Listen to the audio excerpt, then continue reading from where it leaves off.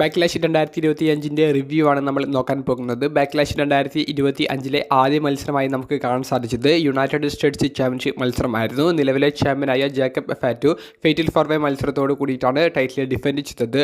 LA Knight, Drew McIntyre, Damian Priest തുടങ്ങിയവരായിരുന്നു മറ്റ് മത്സരാർത്ഥികൾ. മത്സരം അതിഗംഭീരമായിരുന്നു. ഈ മത്സരം അനൗൺസ് ചെയ്ത അന്നേ ഞാൻ പറഞ്ഞിട്ടുണ്ടായിരുന്നു ബാക്ക്ലാഷിലെ മാച്ച് ഓഫ് ദ നൈറ്റ് ഈ ഒരു ഫേറ്റൽ ഫോർ വേ ആയിരിക്കും എന്നുള്ളതിൽ. അതിൽ യാതൊരുവിധ വ്യത്യാസവും നമുക്ക് ഇന്ന് കാണാൻ സാധിച്ചിട്ടില്ല. കിടിലമായിട്ടുള്ള പെർഫോമൻസ് 4 പേരുടെ ഭാഗത്തു നിന്നും കാണാൻ സാധിച്ചു. മത്സരത്തെ സംബന്ധിച്ച് നമ്മൾ നോക്കുകയാണെങ്കിൽ ജേക്കബ് ഫാറ്റുവിന് മത്സരത്തിൻ്റെ ഒരു പകുതി വരെ ഒരു മൊമെൻറ്റം കിട്ടുന്നതായിട്ട് നമുക്ക് കാണാൻ സാധിച്ചില്ല. മറ്റ് റെസ്ലേഴ്സ് ആയിരുന്നു അവരുടെ മെയിൻ ആയിട്ടുള്ള മൂവ്സൊക്കെ ചെയ്തിട്ട് മത്സരം മുന്നോട്ടേക്ക് കൊണ്ടുപോയത്. എന്നാൽ ജേക്കബ് ഫാറ്റു പകുതി കഴിഞ്ഞതിന് ശേഷം അദ്ദേഹത്തിൻ്റെ ആ ഒരു പവർ മൂവ്സൊക്കെ ചെയ്ത് തിരികെ വരുന്നുണ്ട്.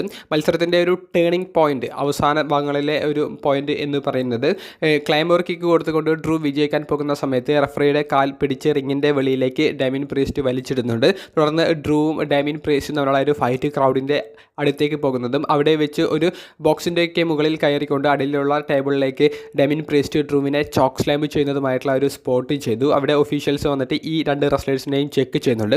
ഇതേ സമയത്ത് റിംഗിൽ ജേക്കബ് ഫാറ്റുവും LA Knight തമ്മിലുള്ള ആ ഒരു ഫൈറ്റ് നടക്കുന്നു. അതിനിടയിൽ LA Knight റിങ്ങിൻ്റെ പുറത്തേക്ക് വരുന്നുണ്ട്. അതായത് കമൻറ്റേഴ്സ് ടേബിളിലേക്ക് ജേക്കബ് ഫാറ്റുവിനെ ഒരു മൂവ് ചെയ്യാൻ വേണ്ടിയിട്ട് ആ LA Knightൻ്റെ അടുത്തേക്ക് സോളോ സിക്കോവ വന്നിട്ട് ഒരു ഡിസ്ട്രാക്ഷൻ ഉണ്ടാക്കുന്നു. സോളോയെ ആക്രമിക്കാൻ പോയ LA Knightനെ അവിടെ നേരിടേണ്ടി വന്നത് ജെഫ് കോബ് എന്ന് പറയുന്ന റെസ്ലറിനെയാണ്. ജെഫ് കോബിൻ്റെ ഡെബ്യൂ, അത് ഗ്രൂപ്പിൻ്റെ ചേർന്നുകൊണ്ടുള്ള ഒരു ഡെബ്യൂ ആണ് നമുക്കിന്ന് ബാക്ക്ലാഷ് പ്രീമിയം ലൈവ് ഇവൻറ്റിൽ തുടക്കത്തിലെ കാണാൻ സാധിച്ചത്. ജെഫ് കോബ് പിന്നീട് LA Knightനെ ബ്രൂട്ടലായി ആക്രമിക്കുന്നു. ഈ അവസരം മുതലെടുത്തുകൊണ്ട് ജേക്കബ് ഫാറ്റു മത്സരത്തിൽ ടൈറ്റിൽ റിട്ടേൺ ചെയ്യുന്നതാണ് നമുക്ക് കാണാൻ സാധിച്ചത്. എന്തായാലും മത്സര ശേഷം സോളോ സിക്കോവയും ജെഫ് കോബും ജേക്കബ് ഫാറ്റുവിനെ കാത്തുനിന്നു എന്നെങ്കിലും ഇവർക്ക് പ്രത്യേകിച്ചൊരു വില കൊടുക്കാതെ ജേക്കബ് ഫാറ്റു പിറകിലേക്ക് പോകുന്നത്, ബാക്ക് സ്റ്റേജിലേക്ക് പോകുന്ന ഒരു മൊമെൻറ്റ് നമുക്ക് കാണാൻ സാധിക്കുകയുണ്ടായി. അപ്പോൾ ഇനി ബ്ലാക്ക് ലൈൻ്റെ ഭാവി എന്ത് എന്നുള്ളത് ഇനി വരുന്ന സ്മാക്ക് ഡൗണിലൂടെ വളരെ കൃത്യമായി അവർ പറയും എന്ന് കരുതാം. രണ്ടാമതായി കാണാൻ സാധിച്ച മത്സരം വുമൻസിൻ്റെ ഇന്റർ കോണ്ടിനെൻ്റൽ ചാമ്പ്യനായിരുന്നു. നിലവിലെ ചാമ്പ്യനായ ലൈറ വാൽക്കീരിയ സൂപ്പർ താരമായ ബെക്കി ലഞ്ചിനെതിരെ ടൈറ്റിൽ ഡിഫെൻഡ് ചെയ്ത ചാമ്പ്യൻഷിപ്പ് മത്സരം. എൻ്റെ പ്രൊഡിക്ഷൻസ് എല്ലാം തെറ്റിച്ച് പോകുന്ന ഒരു മത്സര റിസൾട്ടാണ് കാണാൻ സാധിച്ചത്. ലൈറ വാൽക്കീരിയയുടെ ഭാഗത്ത് നിന്ന് നല്ലൊരു പെർഫോമൻസ് കാണാൻ സാധിച്ചു. തുടക്കത്തിൽ ലൈറ വാൽക്കീരിയ കുറച്ച് പുതിയ സബ്മിഷൻസ് ഒക്കെ ഇട്ട് ബെക്കി ലഞ്ചിനെ ഒന്ന് വിറപ്പിക്കുന്നുണ്ട്. അതിനുശേഷം ബെക്കി ലഞ്ച് പതിവ് പോലെ ആ ഒരു മത്സരത്തിൻ്റെ കൺട്രോൾ ഏറ്റെടുക്കുന്നു. അവസാന നിമിഷങ്ങളിൽ ഇരു റെസ്ലേഴ്സും അവരുടെ പവർ മൂവ്സ് ചെയ്ത് വിജയിക്കാനുള്ള തത്രപ്പാട്ടിലേക്ക് എത്തുന്നു. അവിടെ ഡേർട്ടി വർക്ക്സ് ഒക്കെ ചെയ്തിട്ട് ബെക്കി ലഞ്ച് വിജയിക്കാൻ നോക്കുന്നുണ്ടെങ്കിലും അതൊന്നും ബെക്കിയുടെ വിജയത്തിലേക്ക് നയിച്ചില്ല. ലൈറ വാൽക്കീരിയ മത്സരത്തിൽ പെട്ടെന്നുള്ളൊരു പിൻഫോളിലൂടെയാണ് വിജയിക്കുന്നത്. അതിനുശേഷം ബെക്കി ലഞ്ച് പരാജയപ്പെട്ടതിൻ്റെ ഒരു ഫ്രസ്ട്രേഷനിൽ ലൈറ വാൽക്കീരിയയെ ആക്രമിക്കുന്നതായി നമുക്ക് കാണാൻ സാധിച്ചു.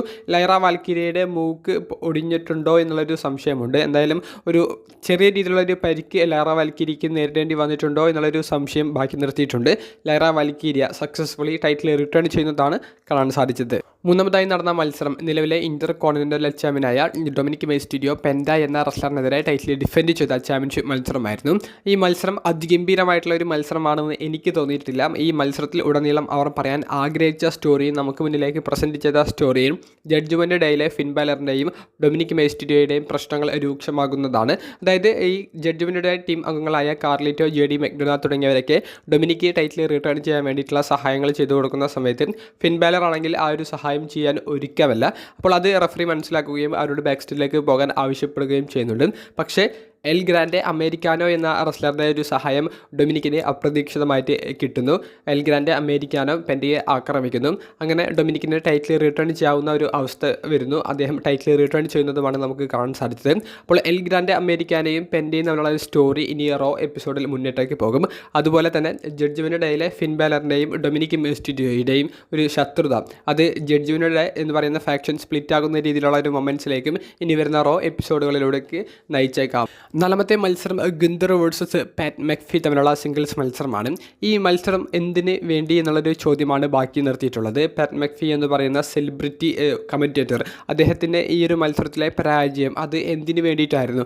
ഗുന്തർ എന്ന് പറയുന്ന റെസ്ലറിൻ്റെ ക്യാരക്ടർ ബിൽഡ് ചെയ്യാൻ വേണ്ടിയിട്ടാണ്, ഗുന്തറിൻ്റെ ആ ഒരു പഴയ മൊമെൻറ്റം തിരികെ കൊണ്ടുവരാൻ വേണ്ടിയിട്ടാണോ ഈ ഒരു മാച്ച് ബാക്ക്ലാഷ് പ്രീമിയം ലൈവ് ഇവൻറ്റിലേക്ക് ആഡ് ചെയ്തത് എന്നുള്ള വലിയ സംശയമുണ്ട്. കാരണം ഈ മത്സര വിജയം കൊണ്ട് ഗുന്തറിൻ്റെ ക്യാരക്ടറിനെ പ്രത്യേകിച്ച് ഒന്നും നേടിയെടുക്കാൻ സാധിച്ചിട്ടില്ല. കാരണം നമ്മൾ പ്രതീക്ഷിച്ച ആ ഒരു ബ്രൂട്ടൽ ലെവലിലുള്ള മത്സരം കാണാൻ സാധിച്ചു എന്നുണ്ടെങ്കിലും മത്സരശേഷമുള്ള ഗിന്ദറിൻ്റെ ഒരു മൊമെൻറ്റ്സ് കാണുമ്പോൾ ആ ഗിന്ദർ കുറച്ചും കൂടി സോഫ്റ്റായി മാറിയിട്ടുള്ള ഒരു റെസ്ലറായിട്ടാണ് തോന്നുന്നത്. അതായത് പാറ്റ് മക്ഫീയുടെ പ്രകടനത്തോട് ഒന്ന് റെസ്പെക്റ്റ് കൊടുത്ത് ഇറങ്ങി വിട്ടു പോകുന്ന ഗിന്ദറിനെയാണ് നമുക്ക് അവിടെ കാണാൻ സാധിച്ചത്.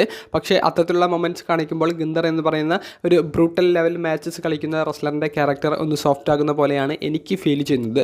മത്സരത്തിൽ ഉടനീളം മൈക്കിൾ കോളിൻ്റെ ഒരു ഇടപെടൽ ഉണ്ടായിരുന്നു. പക്ഷേ അതൊന്നും പാറ്റ് മക്ഫീയുടെ പരാജയത്തിന് തടസ്സമായില്ല. ഗിന്ദർ സബ്മിഷനിലൂടെ തന്നെ മത്സരത്തിൽ വിജയിക്കുന്നതാണ് നമുക്ക് കാണാൻ സാധിച്ചത്.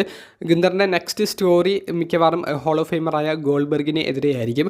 ഗോൾബർഗിൻ്റെ ഒരു വരവ് പ്രതീക്ഷിച്ച കൂട്ടുകാർ കുറേയധികം ഉണ്ട് എന്ന് അറിയാം. പക്ഷേ ബാക്ക്ലാഷ് പ്രീമിയം ലൈവ് ഇവൻറ്റിൽ ഗോൾബർഗ് വരില്ല എന്നുള്ളത് ഞാൻ മുൻപേ വീഡിയോയിൽ പറഞ്ഞിട്ടുണ്ടായിരുന്നു. നമുക്ക് ഗോൾബർഗിനെ ഇന്ന് കാണാൻ സാധിച്ചില്ല. പക്ഷേ സമ്മർ സ്ലാമിന് മുൻപ് ഗോൾബർഗും ഗിന്ദറും ഫേസ് ടു ഫേസ് വരുന്ന സെഗ്മെൻറ്റുകൾ റോയിൽ കാണാൻ സാധിച്ചേക്കാം. അഞ്ചാമത്തെയും മെയിൻ ഇവൻറ്റുമായിട്ട് നമുക്ക് ബാക്ക്ലാഷ് പ്രീമിയം ലൈവ് ഇവൻറ്റിൽ കാണാൻ സാധിച്ചത് അൺഡിസ്പ്യൂട്ടഡ് WWE ചാമ്പ്യൻഷിപ്പ് മത്സരമാണ്. നിലവിലെ ചാമ്പ്യനായ ജോൺസിന് റാൻഡി ഓർട്ടൺ എന്ന സൂപ്പർ താരത്തിനെതിരെ ടൈറ്റിൽ ഡിഫെൻഡ് ചെയ്ത ചാമ്പ്യൻഷിപ്പ് മത്സരം സ്ലോ പേസോട് കൂടി ആരംഭിച്ച മത്സരം ത്രില്ലിംഗ് ഉള്ള മൊമെൻറ്റ്സ് നൽകി അവസാനിക്കുന്നതാണ് നമുക്ക് കാണാൻ സാധിച്ചത്.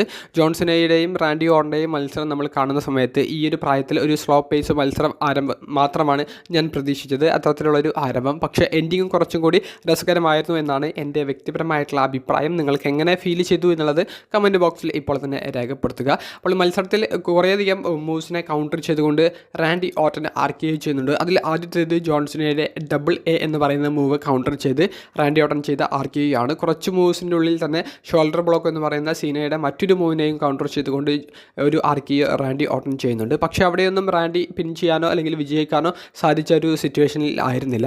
അതിനുശേഷം റിങ്ങിൻ്റെ പുറത്തേക്ക് വരുന്നു. റിങ്ങിൻ്റെ പുറത്തും ചെറിയ രീതിയിലൊരു ഫൈറ്റ് നടക്കുന്നുണ്ട്. റിങ്ങിൻ്റെ ഉള്ളിൽ റെഫറി നോക്കൗട്ട് ആവുന്ന ഒരു മൊമെൻ്റ് ഉണ്ടായിരുന്നു. റാൻഡി ഓർട്ടനെ റെഫറിയുടെ മേത്തേക്ക് തള്ളിയിട്ടുകൊണ്ട് ഇതേ ഒരു സിറ്റുവേഷനിൽ റിങ്ങിൻ്റെ പുറത്തേക്ക് വന്നപ്പോഴും ജോൺസിനെ റാൻഡി ഓർട്ടനെ റെഫറിയുടെ മേത്തേക്ക് തള്ളിയിട്ടുകൊണ്ട് റെഫറി അവിടെയും നോക്കൗട്ട് ആകുന്നുണ്ട്. എന്നിട്ടും ജോൺസിനെ ഡബിൾ A എന്ന് പറയുന്ന മൂവ് ഉപയോഗിച്ച് കമൻറ്റേഴ്സ് ടേബിളിലേക്കും മറ്റൊരു ടേബിളിലേക്കും ഫിനിഷർ ഇട്ടുകൊണ്ട് റാൻഡി ഓർട്ടൻ ആക്രമിക്കുന്നുണ്ട്. അതിനുശേഷം റിങ്ങിലേക്ക് കയറി പൺകിക്ക് കൊടുക്കാൻ വേണ്ടി ശ്രമിക്കുന്നുണ്ട്. പക്ഷേ അവിടെയും റാൻഡി ഓർട്ടന് RKO ഒക്കെ ചെയ്തിട്ടും അദ്ദേഹത്തിന് വിജയിക്കാൻ സാധിച്ചില്ല. പൺകിക്ക് ഒരിക്കലും അദ്ദേഹത്തിന് മത്സരത്തിൽ ചെയ്യാൻ സാധിച്ചിട്ടില്ല. ഇതേ സമയത്ത് മറ്റൊരു റെഫറി അങ്ങോട്ടേക്ക് വരുന്നു. അദ്ദേഹം പിൻ ചെയ്യുന്നുണ്ടെങ്കിലും വിജയിക്കാൻ റാൻഡി ഓർട്ടന് സാധിക്കുന്നില്ല. റാൻഡി ഓർട്ടൻ ആ ഒരു റെഫറിയുമായിട്ട് സംസാരിച്ച് നിൽക്കുന്ന ഒരു സമയത്ത് ടൈറ്റിൽ ഉപയോഗിച്ച് ആക്രമിക്കാൻ ശ്രമിച്ച ജോൺസിന് അവിടെ റാൻഡി ഓർട്ടൻ മാറുന്നത് കൊണ്ട് തന്നെ ആ ഒരു അടി നേരെ പോയിട്ട് റെഫറിയെയാണ് അടിക്കുന്നത്. തിരികെ റാൻഡി ഓർട്ടൻ ജോൺസിനെ RKO ചെയ്യുന്നുണ്ട്. പെട്ടെന്ന് കുറേയധികം ഒഫീഷ്യൽസും നിക്ക് ഓൾഡിസും അങ്ങോട്ടേക്ക് കയറി വരുന്നു. അപ്പോൾ അവരോട് ഫ്രസ്ട്രേഷനോട് കൂടി അവരെയും RKO ചെയ്യുന്നതാണ് റാൻഡി ഓർട്ടൻ്റെ ഭാഗത്തു നിന്ന് നമുക്ക് കാണാൻ സാധിച്ചത്. 10-ലധികം RKO റാൻഡി ഓർട്ടൻ ഈ ഒരു മത്സരത്തിൽ ചെയ്തിട്ടുണ്ടെന്നാണ് എൻ്റെ ഒരു അറിവ്, എൻ്റെ ഒരു ഓർമ്മ അങ്ങനെയാണ്. എന്തായാലും അങ്ങനെ എല്ലാവരെയും RKO ചെയ്ത് പൺകിക്ക് കൊടുക്കാൻ വേണ്ടി പിന്നെയും ആ ഒരു കോർണറിലേക്ക് പോയ സമയത്ത് ആർത്രൂത്താണ് പിന്നീട് ജോൺസനെ സേവ് ചെയ്യാൻ വേണ്ടി അങ്ങോട്ടേക്ക് വരുന്നത്. അടിക്കരുത്, പൺകിക്ക് ചെയ്യരുത് എന്നുള്ളത് റാൻഡിയോട് ആർത്രൂത്ത് ആവശ്യപ്പെടുന്നു. ആർത്രൂത്തിനും കൊടുത്തു ഒരു RKO. അതിനുശേഷം റാൻഡി ഓർട്ടൻ തിരിയുന്ന സമയത്ത് ലോ ബ്ലോ ചെയ്യുന്നു. ലോ ബ്ലോ ചെയ്തിട്ട് ആ ഒരു ടൈറ്റിൽ ഉപയോഗിച്ച് ജോൺസിനെ റാൻഡി ഓർട്ടനെ ആക്രമിക്കുന്നു. എന്നിട്ട് പിൻഫോളിലൂടെ ടൈറ്റിൽ റിട്ടേൺ ചെയ്യുന്നതുമാണ് നമുക്ക് റിസൾട്ടിലായിട്ട് കാണാൻ സാധിച്ചത്. ത്രില്ലിംഗ് ആയിട്ടുള്ള ഒരു എൻഡിങ് ആയിരുന്നു. കുറേയധികം RKO റാൻഡി ഓർട്ടൻ്റെ ഭാഗത്തു നിന്ന് കാണാൻ സാധിച്ചു. പതിയെ പോലെ ആ ഒരു ലോ ബ്ലോ സിറ്റുവേഷനിൽ തന്നെയാണ് ജോൺസനെ വിജയിക്കുന്നത്. എന്തായാലും ഈ ഒരു ബാക്ക്ലാഷ് പ്രീമിയം ലൈവ് ഇവൻറ്റിനെ സംബന്ധിച്ച് നെഗറ്റീവായിട്ടുള്ള ഫീഡ്ബാക്സ് ആണ് കൂടുതൽ വരുന്നത്. കാരണം അതിഗംഭീരമായിട്ടുള്ള ഒരു മത്സരത്തോടു കൂടി ആരംഭിച്ചു, ത്രില്ലിംഗ് ആയിട്ടുള്ള ഒരു മത്സരത്തോടു കൂടി അവസാനിച്ചു എന്നുണ്ടെങ്കിലും ഈ ഇടയിൽ വന്ന 3 മത്സരങ്ങൾ അത് ശരിക്കും ഒരു ഉറക്ക ഗുളിക മാത്രമായിരുന്നു. നിങ്ങളുടെ അഭിപ്രായങ്ങൾ കമൻറ്റ് ബോക്സിൽ ഒന്ന് രേഖപ്പെടുത്തുക. അപ്പോൾ അടുത്തൊരു വീഡിയോയുമായി കാണുന്നത് വരെ ബൈ.